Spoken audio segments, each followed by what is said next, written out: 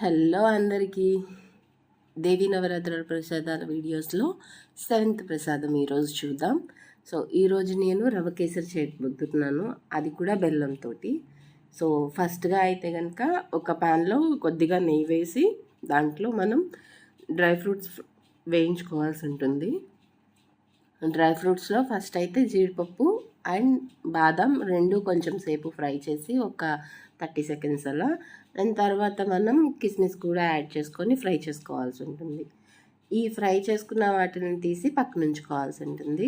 Dry fruits తీసేసాక అదే నేతిలో మనం బొంబాయి రవ్వ, అదే ఉప్మా రవ్వ అంటారు కదా, ఆ రవ్వని మనం ఒక 1 కప్ తీసుకోవాల్సి ఉంటుంది. ఆ 1 కప్ అందులో వేసి ఫ్రై చేయాల్సి ఉంటుంది.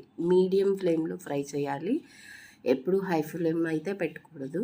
మీడియం ఫ్లేమ్లో పెట్టి ఫ్రై చేస్తూ ఒక 2 to 3 మినిట్స్ ఫ్రై చేస్తే మనకి మంచి స్మెల్ అనేది వస్తుంది. దాని నుంచి ఆ గీ స్మెల్ అండ్ ఆ రవ్వ స్మెల్, పచ్చివాసన అంతా పోయి మంచిగా స్మెల్ అనిపిస్తుంది.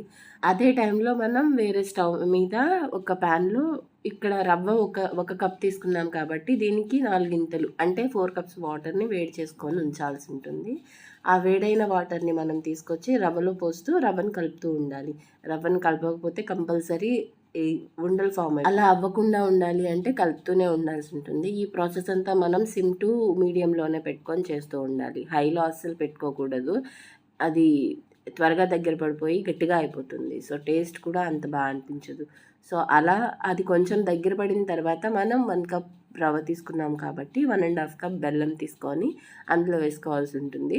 ఈ 1.5 కప్ కరెక్ట్గా ఉంటుంది. కొంచెం ఎక్కువ స్వీట్ తినాలి అనుకుంటే మాత్రం ఒక 2 కప్స్ వేసుకున్నా పర్వాలేదు బెల్లంని తరిగి.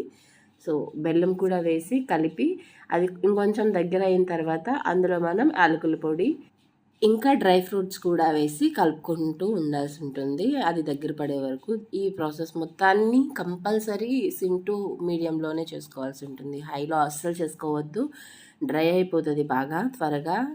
సో సిమ్ టు మీడియంలో చేసుకుంటూ కలుపుతూనే ఉండాలి, లాస్ట్ వరకు కలుపుతూనే ఉంటే కనుక చాలా మంచిగా పాన్ నుంచి విడిపోతుంది అనమాట. అప్పుడు మనం తీసుకొని సర్వ్ చేసి అమ్మవారికి నైవేద్యంగా పెట్టుకోవడమే.